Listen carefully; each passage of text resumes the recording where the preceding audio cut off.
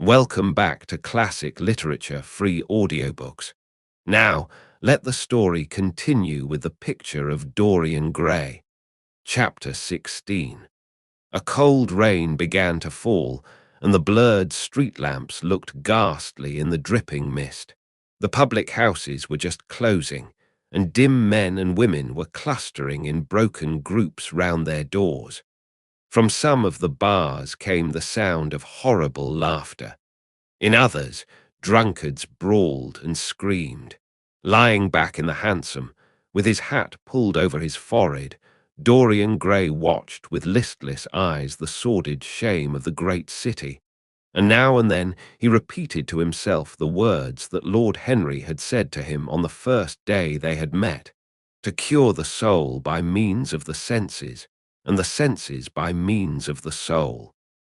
Yes, that was the secret. He had often tried it, and would try it again now. There were opium dens where one could buy oblivion, dens of horror where the memory of old sins could be destroyed by the madness of sins that were new. The moon hung low in the sky like a yellow skull. From time to time, a huge misshapen cloud stretched a long arm across and hid it. The gas lamps grew fewer, and the streets more narrow and gloomy. Once the man lost his way and had to drive back half a mile. A steam rose from the horse as it splashed up the puddles. The side windows of the hansom were clogged with a grey flannel mist. To cure the soul by means of the senses, and the senses by means of the soul. How the words rang in his ears. His soul certainly was sick to death. Was it true that the senses could cure it? Innocent blood had been spilled. What could atone for that? Ah, for that there was no atonement. But though forgiveness was impossible, forgetfulness was possible still, and he was determined to forget, to stamp the thing out, to crush it as one would crush the adder that had strung one. Indeed, what right had Basil to have spoken to him as he had done? Who had made him a judge over others? He had said things that were dreadful, horrible, not to be endured. On and on plodded the hansom, going slower, it seemed to him, at each step. He thrust up the trap and called to the man to drive faster. The hideous hunger for opium began to gnaw at him. His throat burned and his delicate hands twitched nervously together. He struck at the horse madly with his stick. The driver laughed and whipped up. He laughed in answer, and the man was silent. The way seemed interminable, and the streets like the black web of some sprawling spider. The monotony became unbearable, and as the mist thickened, he felt afraid. Then they passed by lonely brickfields. The fog was lighter here, and he could see the strange, bottle-shaped kilns with their orange, fan-like tongues of fire. A dog barked as they went by, and far away in the darkness, some wandering seagull screamed. The horse stumbled in a rut, then swerved aside and broke into a gallop. After some time, they left the clay road and rattled again over rough-paven streets. Most of the windows were dark, but now and then fantastic shadows were silhouetted against some lamplit blind. He watched them curiously. They moved like monstrous marionettes and made gestures like live things. He hated them. A dull rage was in his heart. As they turned a corner, a woman yelled something at them from an open door, and two men ran after the hansom for about 100 yards. The driver beat at them with his whip. It is said that passion makes one think in a circle. Certainly, with hideous iteration, the bitten lips of Dorian Gray shaped and reshaped those subtle words that dealt with soul and sense, till he had found in them the full expression, as it were, of his mood, and justified, by intellectual approval, passions that without such justification would still have dominated his temper. From cell to cell of his brain crept the one thought, and the wild desire to live, most terrible of all man's appetites, quickened into force each trembling nerve and fibre. Ugliness that had once been hateful to him because it made things real became dear to him now for that very reason. Ugliness was the one reality. The coarse brawl, the loathsome den, the crude violence of disordered life, the very vileness of thief and outcast, were more vivid in their intense actuality of impression than all the gracious shapes of art, the dreamy shadows of song. They were what he needed for forgetfulness. In 3 days he would be free. Suddenly, the man drew up with a jerk at the top of a dark lane. Over the low roofs and jagged chimney stacks of the houses rose the black masts of ships. Wreaths of white mist clung like ghostly sails to the yards. "Somewhere about here, sir, ain't it?" he asked huskily through the trap. Dorian started and peered round. "This will do," he answered, and having got out hastily and given the driver the extra fare he had promised him, he walked quickly in the direction of the quay. Here and there a lantern gleamed at the stern of some huge merchantman. The light shook and splintered in the puddles. A red glare came from an outward-bound steamer that was coaling. The slimy pavement looked like a wet mackintosh. He hurried on towards the left, glancing back now and then to see if he was being followed. In about 7 or 8 minutes, he reached a small shabby house that was wedged in between 2 gaunt factories. In one of the top windows stood a lamp. He stopped and gave a peculiar knock. After a little time, he heard steps in the passage and the chain being unhooked.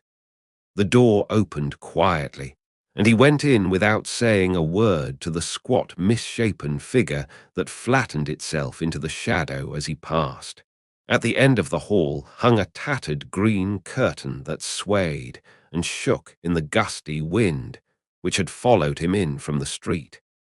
He dragged it aside and entered a long, low room which looked as if it had once been a third-rate dancing saloon.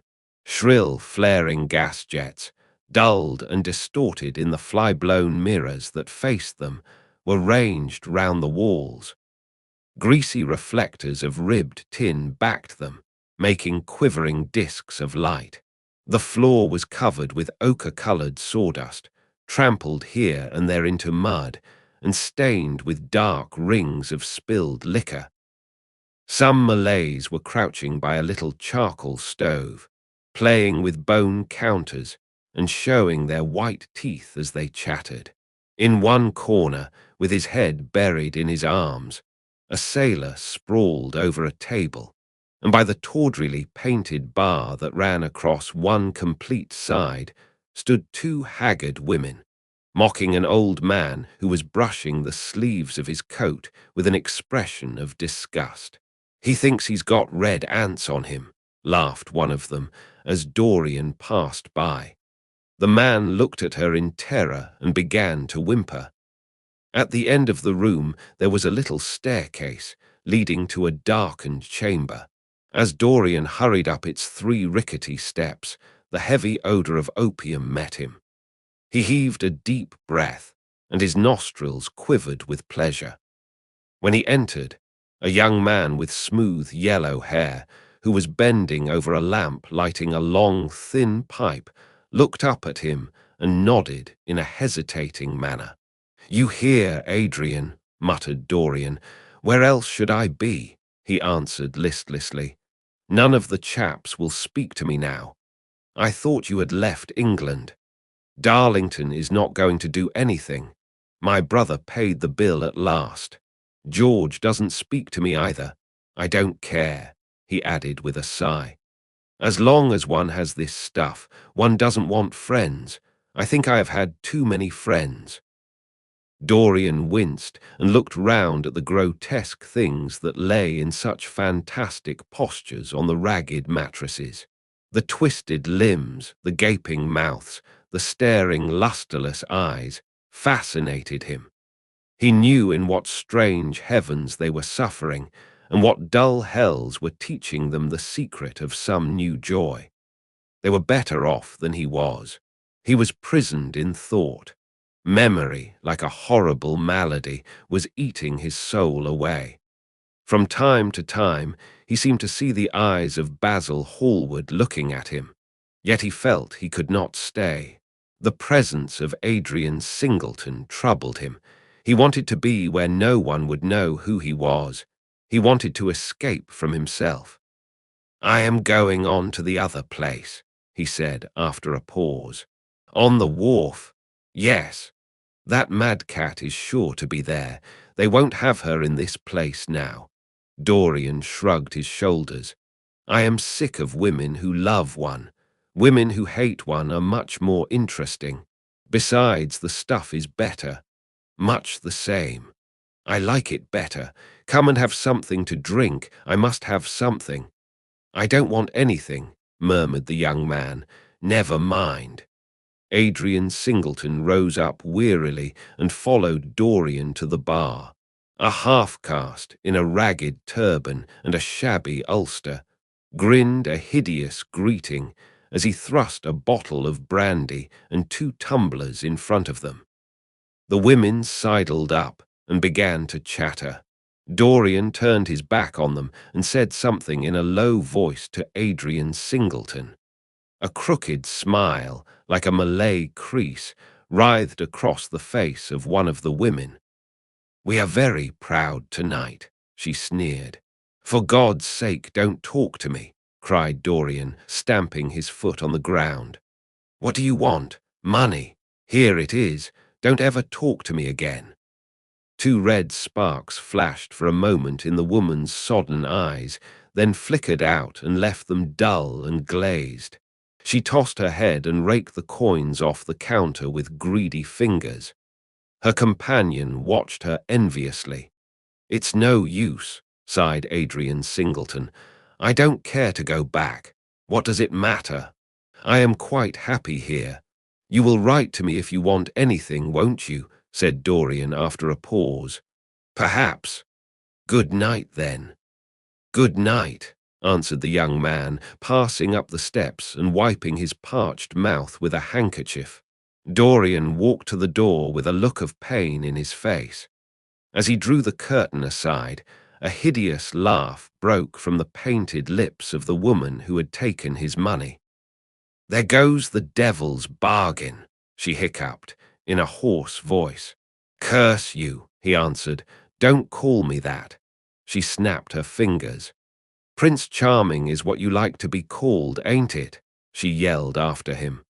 The drowsy sailor leaped to his feet as she spoke and looked wildly round. The sound of the shutting of the hall door fell on his ear. He rushed out as if in pursuit. Dorian Gray hurried along the quay through the drizzling rain. His meeting with Adrian Singleton had strangely moved him, and he wondered if the ruin of that young life was really to be laid at his door, as Basil Hallward had said to him with such infamy of insult. He bit his lip, and for a few seconds his eyes grew sad. Yet, after all, what did it matter to him? One's days were too brief to take the burden of another's errors on one's shoulders. Each man lived his own life and paid his own price for living it. The only pity was one had to pay so often for a single fault. One had to pay over and over again, indeed. In her dealings with man, destiny never closed her accounts. There are moments, psychologists tell us, when the passion for sin, or for what the world calls sin, so dominates a nature that every fiber of the body, as every cell of the brain, seems to be instinct with fearful impulses. Men and women at such moments lose the freedom of their will. They move to their terrible end as automatons move. Choice is taken from them, and conscience is either killed, or, if it lives at all, lives but to give rebellion its fascination and disobedience its charm. For all sins, as theologians weary not of reminding us, are sins of disobedience. When that high spirit, that morning star of evil, fell from heaven, it was as a rebel that he fell. Callous, concentrated on evil, with stained mind, and soul hungry for rebellion, Dorian Gray hastened on, quickening his step as he went. But as he darted aside into a dim archway that had served him often as a short cut to the ill-famed place where he was going, he felt himself suddenly seized from behind, and before he had time to defend himself, he was thrust back against the wall, with a brutal hand round his throat. He struggled madly for life, and by a terrible effort wrenched the tightening fingers away. In a second he heard the click of a revolver and saw the gleam of a polished barrel pointing straight at his head, and the dusky form of a short, thick-set man facing him. "What do you want?" he gasped. "Keep quiet," said the man. "If you stir, I shoot you." "You are mad. What have I done to you?" "You wrecked the life of Sybil Vane," was the answer, "and Sybil Vane was my sister. She killed herself. I know it. Her death is at your door. I swore I would kill you in return. For years I have sought you. I had no clue, no trace. The two people who could have described you were dead. I knew nothing of you but the pet name she used to call you. I heard it tonight by chance. Make your peace with God, for tonight you are going to die." Dorian Gray grew sick with fear. "I never knew her," he stammered. "I never heard of her. You are mad. You had better confess your sin, for as sure as I am James Vane, you are going to die." There was a horrible moment. Dorian did not know what to say or do. "Down on your knees," growled the man. "I give you 1 minute to make your peace, no more. I go on board tonight for India, and I must do my job first. 1 minute, that's all." Dorian's arms fell to his side. Paralyzed with terror, he did not know what to do. Suddenly a wild hope flashed across his brain. "Stop," he cried. "How long ago is it since your sister died? Quick, tell me." 18 years, said the man. "Why do you ask me? What do years matter?" 18 years, laughed Dorian Gray with a touch of triumph in his voice. 18 years. Set me under the lamp and look at my face. James Vane hesitated for a moment, not understanding what was meant. Then he seized Dorian Gray and dragged him from the archway. Dim and wavering as was the wind-blown light, yet it served to show him the hideous error, as it seemed, into which he had fallen, for the face of the man he had sought to kill had all the bloom of boyhood, all the unstained purity of youth. He seemed little more than a lad of 20 summers, hardly older, if older indeed at all, than his sister had been when they had parted so many years ago. It was obvious that this was not the man who had destroyed her life. He loosened his hold and reeled back. My God," he cried, "and I would have murdered you." Dorian Gray drew a long breath.